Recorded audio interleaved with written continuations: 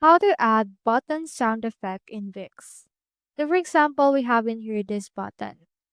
So once you have selected that particular button, you can click onto this gear icon or this settings icon that we can see right here.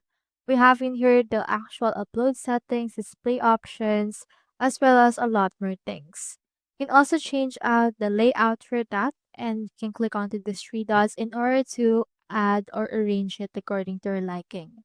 Now, in order to actually add a sound effect, you need to click onto this add code and make sure to enable coding. Once you have enabled coding, click onto the start coding option. And then from in there, you just need to be knowledgeable enough in order to code a button sound effect in Wix. So there are actually some sites that provides code for that.